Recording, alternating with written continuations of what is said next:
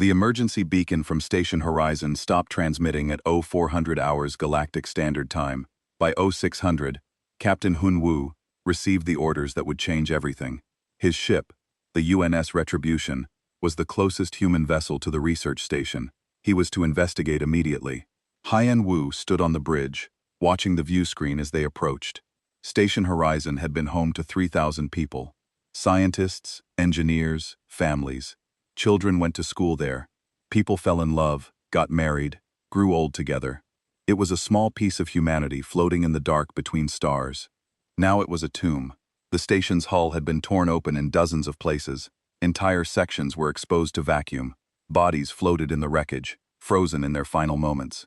Hyun-woo felt his hands grip the armrest of his command chair. His crew worked in silence, their faces pale. "Captain," his communications officer said quietly, "we're receiving a recorded message. It's on all frequencies. The Vakreen are claiming responsibility.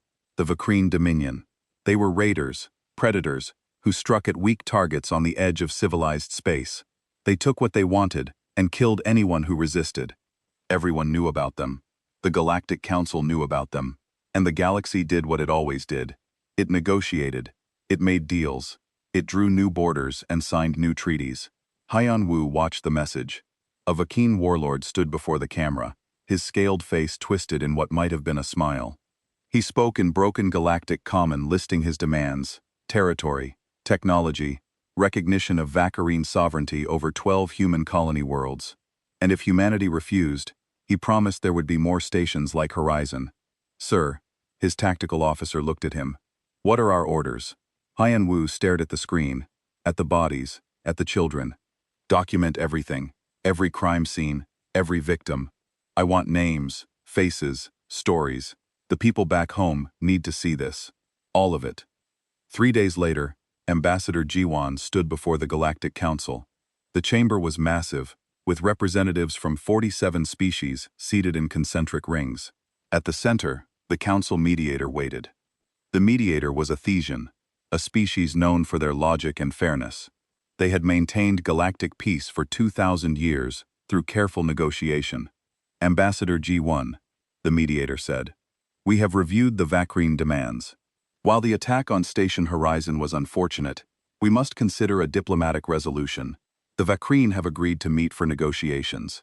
Ji-won stood perfectly still.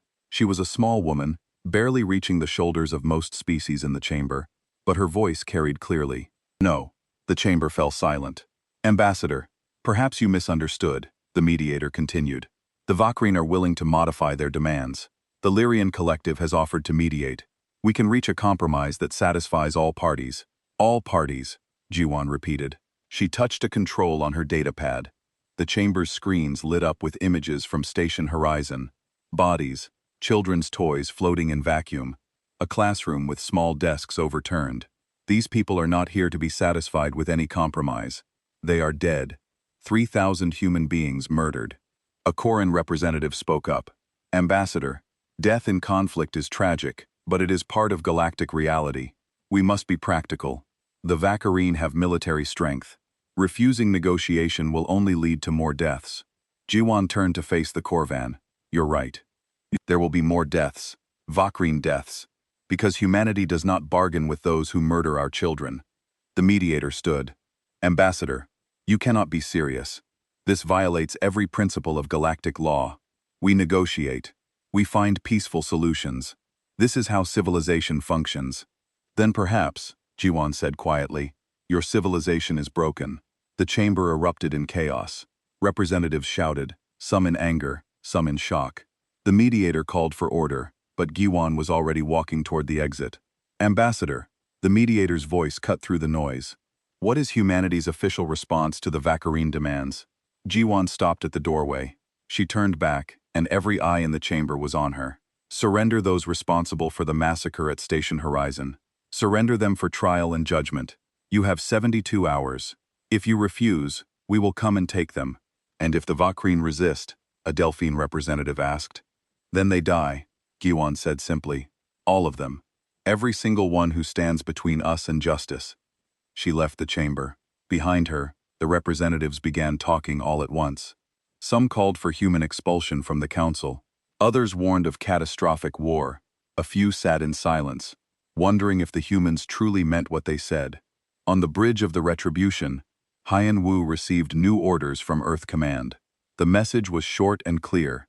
6 words that would echo across the galaxy. Hunt them down. All of them. Haiyan Wu looked at his crew. Good people, trained professionals. Many had families back home. They had signed up to explore, to protect, to serve. Now they would become something else, something the galaxy had not seen in a very long time. Navigation, he said calmly. Set course for Vakreen territory. Communications. Send a message to all human ships in this sector. We're forming a fleet. Sir, his first officer asked. What about the Council? What about galactic law? Haiyan Wu looked at the image still displayed on his screen. Station Horizon. The place where 3,000 people had lived and laughed and dreamed.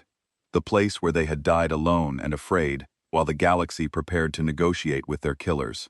The Council can follow or get out of the way, he said. We're going to war. Commander Taeyang watched the Vakarine supply station through his ship's sensors. It hung in the darkness, lights blazing, completely unaware. His stealth Frigg Ghost protocol was invisible, wrapped in sensor-dampening fields that cost more than some planets made in a year. Worth every credit, he thought. Weapons ready, Commander, his tactical officer reported. Taeyang nodded slowly. The station housed 300 Vakrin. Most were military. Some were civilians who supported the raiders. All of them had celebrated when news of Station Horizon spread. Intelligence had intercepted their communications. They thought killing humans would be easy. They thought humanity would negotiate. They were wrong on both counts. Fire, Taeyang said. The missiles struck in silence. In space, there is no sound. The station broke apart in a bloom of fire and debris.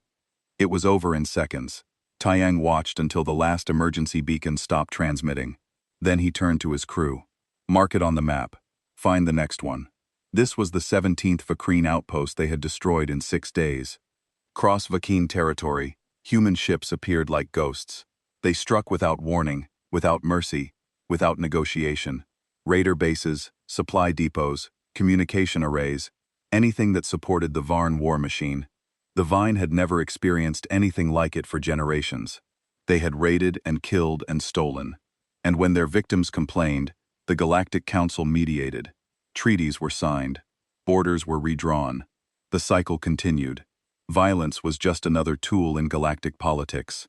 A way to gain leverage at the negotiating table. Humanity was teaching them a different lesson. Warlord Cressitar stood in his command center on the Vakarine homeworld, staring at the tactical display. Red markers showed destroyed facilities. His forces were bleeding. Worse, they were terrified. Raiders who had spent their lives hunting others were now being hunted. "Where are they?" he roared at his officers. "How are they moving through our space undetected?" No one had an answer. Human ships appeared, struck, and vanished. Vakrine patrols sent to investigate found only wreckage. Sometimes they found messages broadcast on all frequencies. Simple statements in galactic common for Station Horizon. Nothing more. Cressar slammed his fist on the console. Contact the Galactic Council. Demand they intervene. This is a violation of every civilized law. His communication officer looked uncomfortable. My lord, we have tried. The Council has called for a ceasefire hearing, but the humans refused to attend. Ambassador Jiwan sent a response. He paused. She said that murderers do not get to hide behind laws they did not respect. The warlord felt something he had not experienced in decades. Fear. Real cold fear. Then contact the Corvan Empire. Offer them anything. Territory, resources, tribute. We need military allies who can stand against these humans. Back on Earth in the United Nations Strategic Command Center, Admiral Bo studied the same tactical maps the Vakarine feared. Her fleet was the largest ever assembled by humanity. 300 warships, each one built with lessons learned from centuries of human warfare. Earth had learned how to fight. They had learned in blood, in world wars, in nuclear fire. They had sworn never to use those lessons again. The Vakrine had given them a reason to remember. Admiral, her intelligence officer said, the Corvan Empire has announced they are taking the Vakrine under their protection. They're moving a fleet to the border of Vakrine space. Boris studied the new information. The Corvanans were a major power. Hundreds of worlds, thousands of ships. They had never lost a war. The Galactic Council probably expected humanity to back down now to come to the negotiating table while they still had leverage. "How long until our fleet is ready to move?" she asked. 48 hours, Admiral. Make it 24. Send a message to the Corvan fleet commander. Tell them to stand aside. This is not their fight. And if they refuse..." Bora looked at the holographic display at the representation of the Corvan fleet. Strong, confident, certain of their superiority. They thought this would end like every other galactic conflict, with talk, with compromise, with everyone walking away with something. "Then we go through them," she said. At the Galactic Council, Ambassador Su-Jin stood beside Ji-won. Su-Jin was older with silver hair and eyes that had seen too much. She had been on Earth during the last Great War before humanity reached the stars. She remembered what her people were capable of when pushed too far. The mediator addressed the chamber. "Ambassadors, the situation has become critical. Humanity's unprovoked attacks on Vakrine territory must cease immediately. The Corvan Empire has generously offered to protect the Vakrine and mediate this dispute." Su-Jin stepped forward. "Unprovoked. 3,000 civilians were murdered. That was the provocation. Everything that follows is the response." A Lyrian representative spoke. "But surely you understand the consequences. The Corvans have never been defeated. If you fight them, thousands will die on both sides. For what? Revenge." "Not revenge," Jishuan said quietly. "Justice. There is a difference. The Vakrine have offered reparations," the mediator pressed. "Technology, territory, monetary compensation. They will even surrender some of those responsible for trial. Is that not enough?" Su-Jin laughed a bitter sound. "Some of those responsible. Which ones? The ones who pulled the triggers, while the ones who gave the orders go free? No. All of them. Every single Vakrine who participated in the massacre. Every officer who commanded them. Every warlord who celebrated it. All of them face justice, or none of this stops." "You are asking for the impossible," a Thesian elder said. "No species has ever been held to such a standard. We all have blood in our history. We all have committed acts we regret. This is why we negotiate. Why we compromise? Because absolute justice is impossible." Ji-won turned to face the elder. "Then we will do the impossible. And if the galaxy wants to stop us, they are welcome to try." The chamber fell silent. In that silence, every representative understood. Humanity was not bluffing. They were not posturing. They meant every word. On the Ghost Protocol, Commander Taeyang received new orders. The fleet was moving to confront the Corvanans. His stealth division was to continue operations behind Vakrine lines. Hunt the leadership, find Kressar and the other warlords. He looked at his crew, young faces, determined eyes. They knew what they were doing was changing the galaxy. For better or worse, humanity would be remembered for this. "Helm," he said, "take us deeper into enemy territory." Communications broadcast our message. The transmission went out on all frequencies in every language, short and simple, so there could be no misunderstanding. "This is the UNS Ghost Protocol to all Vakrine forces. Surrender those responsible for Station Horizon. Refuse and we will take them. There will be no negotiation. There will be no compromise. Run, hide, beg. It doesn't matter. We are coming, and we will not stop until justice is done." The Corvan fleet waited at the border of Vakrine space. 200 warships arranged in perfect formation, their hulls gleaming under the light of a distant star. Fleet Admiral Vanran stood on his command deck, confident and calm. In 300 years of service, he had never retreated from battle. Today would be no different. "Admiral," his sensor officer reported. "Human fleet detected. They're not slowing down." Vakrine watched the tactical display. The human fleet was smaller than his, perhaps 150 ships. "Good vessels," he admitted, "but outnumbered, and facing the most powerful military in the galaxy. This would be a short engagement. Open a channel," he ordered. "Let me speak to their commander." The view screen flickered. A human woman appeared. She wore a simple uniform with Admiral's insignia. Her expression was completely neutral. Admiral Boa, according to the intelligence reports. Young by Corvan standards, barely 50 years old, Vakrine had been fighting wars before her species reached the stars. "Admiral Boa," Vakrine said formally, "I am Fleet Admiral Vakrine of the Corvan Empire. The territory beyond this point is under our protection. Turn back now, and we can resolve this situation diplomatically." Bora stared at him for a long moment. Then she spoke. her voice flat and cold. "Admiral Vakran, you are protecting a species that murdered 3,000 human civilians, children, families, people who had done nothing to harm them. By standing in our way, you accept responsibility for those deaths. Move aside or share their fate." Vintron felt his confidence waver slightly. There was no anger in her voice, no passion, just a simple statement of fact. "Admiral, be reasonable. You are outnumbered. Your species is new to galactic politics. You cannot win this engagement. And even if you could, the Council would never forgive such aggression." "The Council," Bora said, "can watch and learn." The channel closed. Vakran stared at the blank screen. Around him, his officers shifted uncomfortably. "She's bluffing," his tactical officer said. "They can't possibly attack. The political consequences alone would destroy them." "Ready all weapons," Vakran ordered. "If they want a demonstration of Corvin power, we'll give them one they'll never forget." Lieutenant Sun Ho sat at the communications console aboard the UNS Defiant, one of humanity's newest battle carriers. His hands were steady as he prepared the final transmission. Admiral Bo had given him the words herself. Simple and direct. "All ships," he broadcast on the fleet channel. "Final warning to Corvin forces. You have 30 seconds to withdraw. After that, we will consider you hostile. Admiral's orders. No mercy. No prisoners for Station Horizon." He switched to external broadcast and sent the same message to the Corvin fleet. Then he waited, counting down the seconds. 30, 20, 10. The Corvinans did not move. "Message to all human ships," he said quietly. "Weapons free." The Battle of the Threshold lasted 47 minutes. Historians would study it for generations. Military academicians would write entire textbooks about those 47 minutes. But in the moment, it was simply chaos and fire and death. The human fleet attacked with a ferocity that shocked every species watching. They used weapons the Galactic Council had banned centuries ago because they were too cruel, too efficient at killing. Kinetic penetrators that turned ship hulls into shrapnel. Plasma torpedoes that burned at temperatures that made stars seem cool. Electronic warfare systems that didn't just jam sensors, but overloaded them, blinding enemy crews. But worse than the weapons was the way humans fought.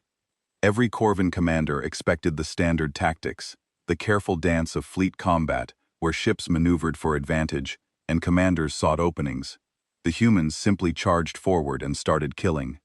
Captain Yuna commanded the destroyer Swift Justice. She drove her ship straight into the Corvin formation, her weapons firing continuously. When a Corvin cruiser tried to ram her ship, she didn't evade. She returned the favor, her reinforced bow tearing through the enemy hull. Both ships were damaged, but the cruiser was venting atmosphere, and the Swift Justice was still fighting. "For Station Horizon," she screamed over the fleet channel, and 50 human captains echoed her cry. Admiral Vakran watched his perfect formation collapse.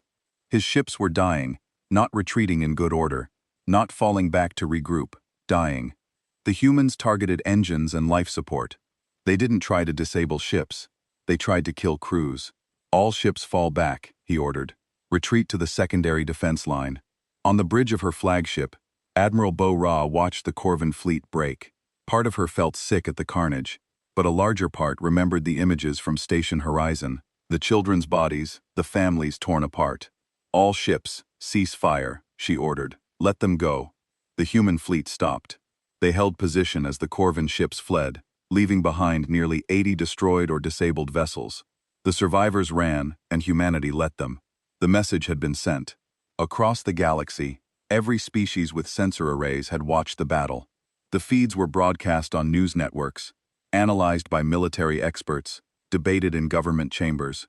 The impossible had happened. The core of an empire, undefeated for 1,000 years, had been broken in less than an hour. In the Galactic Council chambers, silence reigned. The mediator stood at the center, his face pale. Around him, representatives from dozens of species sat in shock. Ambassador Jiwan entered the chamber. She walked to the center and looked up at the assembled representatives. No one spoke. No one dared. "The Corvin Empire chose to protect child murderers," she said quietly. "They paid the price for that choice. Anyone else want to try?" A Deline representative stood. She was old, her scales gray with age. "Ambassador Jiwan, I am Representative Haiwan, of the Delphine Accord. I wish to say something. Jiwan nodded. Haiwan's voice trembled. 3,000 years ago, my people were nearly exterminated. Another species, stronger and more numerous, decided our worlds would be better as their colonies. They killed 90% of our population. And when they had killed enough, when they had taken enough, they came to the council. They negotiated. They gave back some of what they took, paid some compensation, and the council called it peace. She looked around the chamber. We accepted because we had no choice. We were broken, beaten, and for 3,000 years, we have told ourselves it was necessary, that this is how civilization works, that we must be practical, reasonable, mature. Hewan turned to Jiwan. But watching your fleet today, Ambassador, I realized something. We were wrong. We should never have negotiated with our killers. We should never have accepted that our children's deaths had a price that could be paid. The Deline Accord stands with humanity. One by one, other representatives stood. Small species, weak species, the survivors of old atrocities who had learned to accept the unacceptable. They stood with humanity, not because they approved of violence, but because someone had finally said what they had been too afraid to say. Some crimes are beyond negotiation. In Vakrine space, Warlord Carr watched the same recordings everyone else had seen. The Corvin fleet, the most powerful force in the galaxy, running from these humans. He felt terror like he had never known. His communication officer approached carefully. My lord, we have a transmission from the human fleet. They are 1 day from our home world. What do they want? Chatter asked, his voice barely a whisper. They don't want anything, my lord. They're just telling us they're coming. The transmission played. Admiral Bo's face filled the screen. Warlord Krasar, we know you ordered the attack on Station Horizon. We know which of your subordinates carried it out. We know where you are. Surrender yourself and your officers for trial. Do it now, and the Vakarine people will be spared. Refuse, and we will drag you out of whatever hole you're hiding in. You have 24 hours. The transmission ended. Krasar looked at his officers, at his guards, at everyone who had served him faithfully. They all looked away. The humans were coming, and everyone knew there would be no negotiation. 24 hours passed. Warlord Krasar did not surrender. Captain Yuna stood in the dropship with her marines, checking her weapon one last time. Through the viewport, she could see the Vakarine homeworld growing larger. It was a harsh planet, mostly desert and rock, but 3 billion Vakarine called it home. Most were civilians, who had nothing to do with Station Horizon. Her orders were clear on that point. Listen up, she said to her troops. We're going after specific targets. Military leadership, station commanders, anyone who gave orders or carried them out. Intelligence has their locations. We hit fast. We take them alive if possible, and we do not harm civilians. Anyone who can't follow those rules stays on the ship. Clear? 50 Marines nodded. They were angry. She knew. They had all seen the footage from Station Horizon, but they were also professional, trained, human. They knew the difference between justice and revenge. The dropships fell through the atmosphere like meteors. Vakine defense systems tried to target them, but human electronic warfare turned their sensors into useless junk. The ships landed in 3 cities simultaneously. Marines poured out, moving with precision, born of hundreds of simulations. Yuna's team hit a military compound where intelligence said Kresitar was hiding. They breached the walls with shaped charges and moved through the corridors. Vakrine soldiers tried to resist, but they were raiders, used to attacking unarmed civilians. Against trained human infantry, they lasted seconds. They found Kresitar in a bunker 3 levels underground, surrounded by his personal guard. The warlord held a weapon, his hands shaking. Yuna leveled her rifle at him. Drop it, she said in Galactic Common. On your knees, hands behind your head. You can't do this, Kashtar snarled. The Council will never accept this. Galactic law protects sovereign leaders. Yuna's finger tightened on the trigger, then relaxed. You're probably right, but we're not doing this for the Council. Marines, secure the prisoner. Across the planet, similar scenes played out. The Vakarine military collapsed without their leadership. Some fought to the death. Most surrendered when they realized the humans weren't slaughtering civilians. Within 6 hours, every name on the list was in custody. 47 Vakarine officers and warlords responsible for ordering or carrying out the Station Horizon massacre. Dr. Sang-Woo adjusted his glasses as he reviewed the evidence files one more time. As humanity's chief legal expert on war crimes, he had spent the last 3 weeks preparing for this moment. The tribunal was about to begin broadcast live across the entire galaxy. The courtroom was a simple chamber on a human station near Earth. No grand buildings, no elaborate ceremonies, just a room with judges, defendants, and evidence. Lots of evidence. The lead judge spoke. This tribunal is convened to determine guilt or innocence in the matter of the Station Horizon massacre. The defendants are charged with crimes against sentient beings, specifically the murder of 3,000 human civilians. How do the defendants plead? Kashtar stood, his scales dull from weeks in captivity. This court has no authority. We are Vakrin. Your laws do not apply to us. Songwoo stood. Your Honor, may I respond? At the judge's nod, he turned to the defendants. You're right. Our laws don't apply to you. But the laws of war, the laws every species agrees on, those apply to everyone. You attacked civilians, non-combatants, children. Those crimes are universal. Civilians die in war. Chittar shot back. It happens. The council understands this. They negotiate, they compensate, they move on. This is how the galaxy works. Sang-woo walked to a display screen. Let me show you how Station Horizon worked. The screen lit up with images. A school, a hospital, a park where children played. These are the targets you chose. Not military installations, not defense platforms, schools, homes, medical facilities. He pulled up communications logs. These are the transmissions from Station Horizon during the attack. Listen. A voice played. A woman begging for her children's lives. Then silence. Then laughter from Vakrin raiders. The courtroom was silent. Even the defendants looked away. The galaxy might accept that civilians die in war, Sang-woo said quietly. But you didn't attack a military target and accidentally hit civilians. You targeted civilians deliberately, proudly. That's not war. That's murder. And murderers face justice. The trial lasted 3 days. Every victim was named. Every crime was documented. The evidence was overwhelming. The defendants had no real defense except to claim that everyone else did it too. So why were they being punished? The judges deliberated for 6 hours. When they returned, the lead judge spoke. We find all defendants guilty of crimes against sentient beings. The sentence is death. The galaxy erupted. Half supported the decision. Half called it barbaric. The Galactic Council demanded the sentences be commuted to imprisonment. Ambassador Ji-won refused every request. They murdered 3,000 people, she said to the council. They celebrated it. They would do it again if given the chance. The sentence stands. Representative Hee-won of the Delphine Accord stood beside her. My people support humanity's decision. For 3,000 years, we lived with the knowledge that our near extinction was negotiated away. That our children's killers retired wealthy and respected. Not anymore. The Delphine Accord formally proposes new laws. Crimes against civilians are unforgivable. They trigger mandatory intervention. No negotiation, no compromise. The proposal split the council down the middle. Species who had been victims supported it. Species who had been aggressors opposed it. The debate raged for weeks. Meanwhile, the sentences were carried out swiftly without ceremony, without cruelty. 47 Vakrin died for their crimes.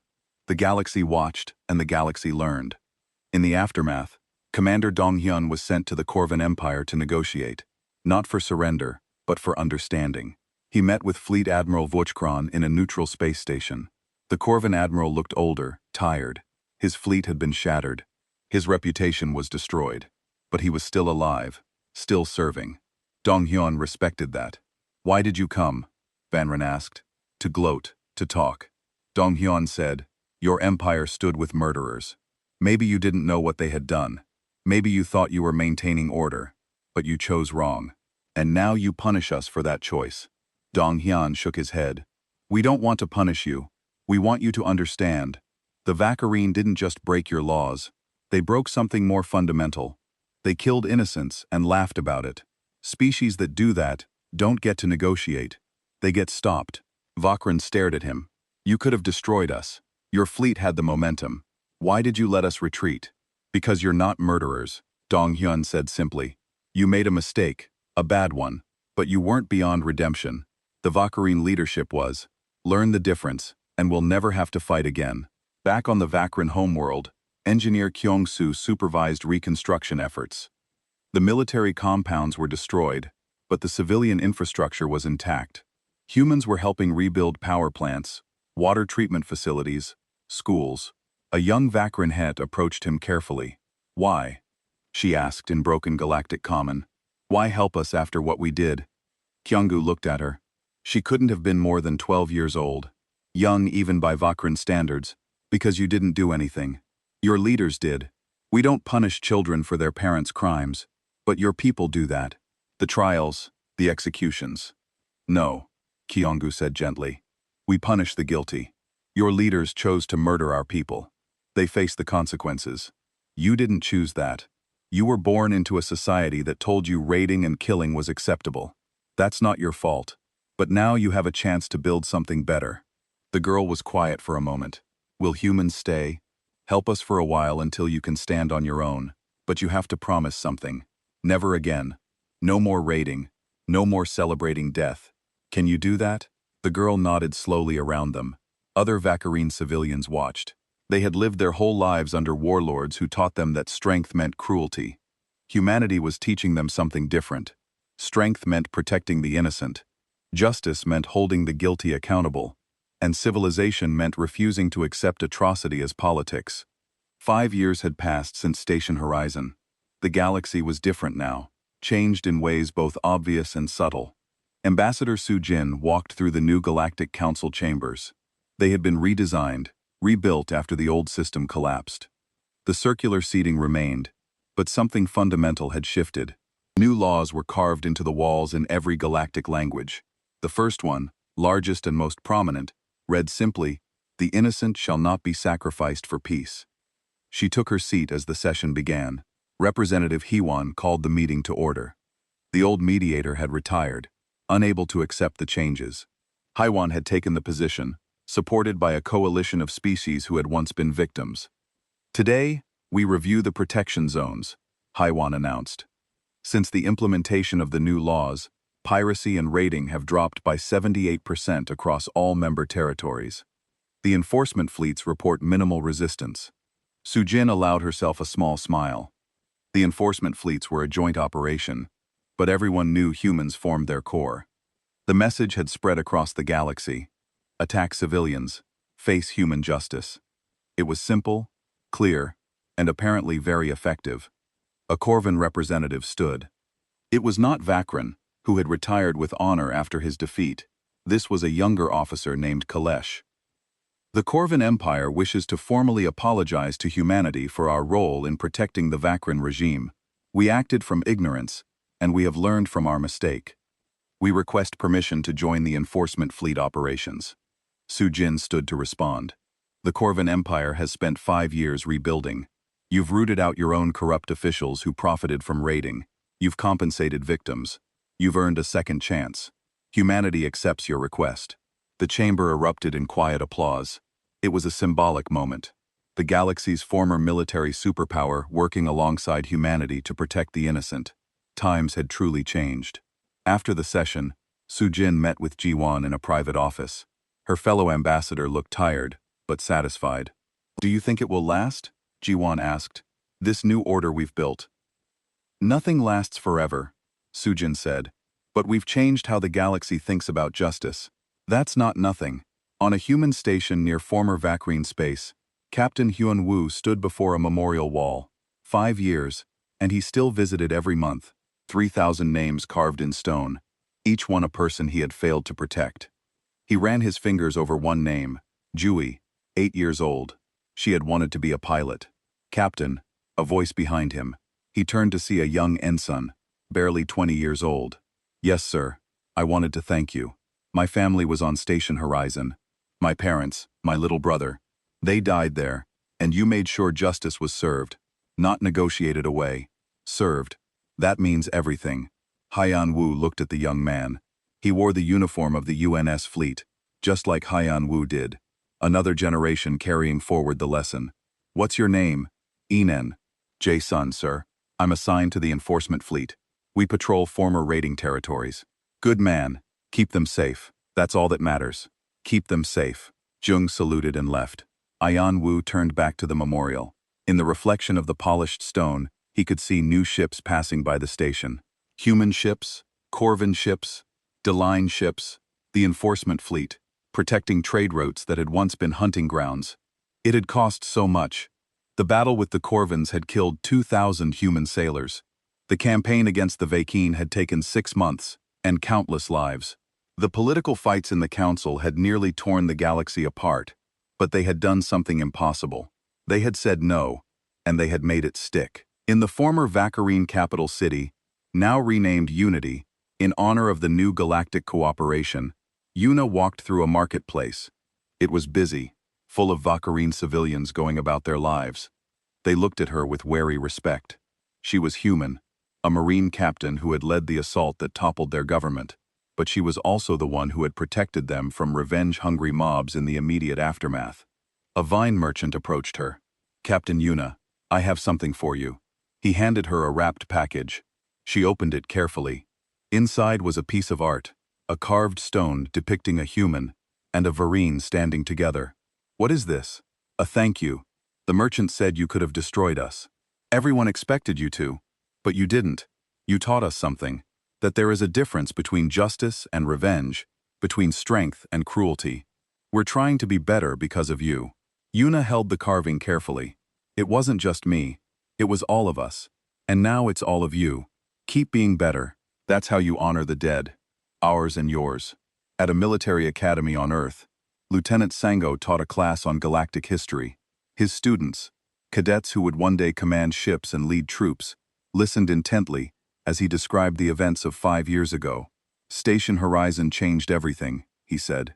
"Not because of the battle, not because of the victory, but because humanity made a choice.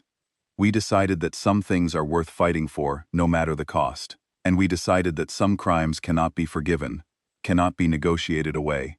A cadet raised her hand. "Sir, wasn't that risky? Couldn't we have lost everything?" Sangho nodded. "Yes, we could have lost. The Korans were stronger. The Council could have expelled us. We could have ended up isolated alone against a hostile galaxy. But sometimes you have to risk everything to stand for something. Is it over, sir? The fighting for now? Maybe forever. The galaxy learned its lesson. But you need to remember why we fought. Not for conquest, not for glory, for justice. For 3,000 people who couldn't fight for themselves. That's what makes us human. We don't abandon our own. We don't negotiate with their killers. We don't forget." Years later, historian Insu completed his comprehensive record of the conflict. It was thousands of pages documenting everything from the initial attack to the current state of galactic peace. The final chapter was titled simply, "The Cost of Civilization." He wrote, "Before humanity reached the stars, the galaxy operated on a simple principle. Everything was negotiable. Lives, territory, justice itself. It was practical, efficient, and it allowed civilization to function. But it came with a cost. Victims learned their suffering had a price that could be paid. Aggressors learned violence was just another bargaining tool. Humanity rejected this principle. Not because we were more moral, not because we were better, but because we remembered what happens when you compromise with evil. We had done it on Earth repeatedly, and the lessons were written in the blood of millions. When Station Horizon was destroyed, we could have negotiated. The Council expected it. The Vacarine counted on it. Instead, we said no. And that single word changed everything. Today, the galaxy is safer, piracy is rare, raiding is almost unheard of. Not because we killed all the raiders, but because we made the cost clear. Attack civilians. Face consequences that cannot be bargained away. It's simple. It's effective. And it works. But the real victory wasn't military. It was philosophical. We changed how the galaxy thinks about justice. We proved that civilization doesn't mean accepting atrocity. It means refusing it always, without exception. Ensu finished writing, and looked out his window at the Earth below. A blue marble of a planet, where humanity had learned its hardest lessons. Where they had fought and bled, and nearly destroyed themselves. Where they had learned finally, that some things were worth dying for, and worth killing for. Commander Tae Yang, now an admiral, stood on the bridge of his new ship. It was larger than the Ghost Protocol, more powerful, more advanced. But it bore the same name, because some things should be remembered. His crew was a mix now. Humans, yes, but also Korans, Delines, even a few Vacarine, who had proven their loyalty to the new order. They worked together watching over trade routes and protecting civilians from the few raiders stupid enough to still try. Admiral, his sensor officer reported, "We're receiving a distress call. A transport ship is under attack by pirates." Tai Yang smiled grimly. Some species never learned. All hands, battle stations, communications. Send a message to the pirates. Tell them they have one chance to surrender. And if they refuse, sir, then we remind them why humanity doesn't bargain with killers. The Ghost Protocol surged forward, its weapons powering up. Behind it, the enforcement fleet followed. Human ships, Corvin ships, a dozen species working together, protecting the innocent, punishing the guilty, building something better. Somewhere in the darkness between stars, a small freighter received the message that pirates were attacking nearby. The captain, a human woman named Sora, smiled and changed course. Not because she was military, not because she had to, but because this was what humanity did now. They stood up for those who couldn't stand for themselves. They said no to injustice. They remembered Station Horizon, and they made sure the galaxy never forgot the lesson. Some crimes are beyond negotiation. Some killers don't get second chances. And some species, when pushed far enough, will fight not for territory or resources or power. They'll fight for justice. And they won't stop until they get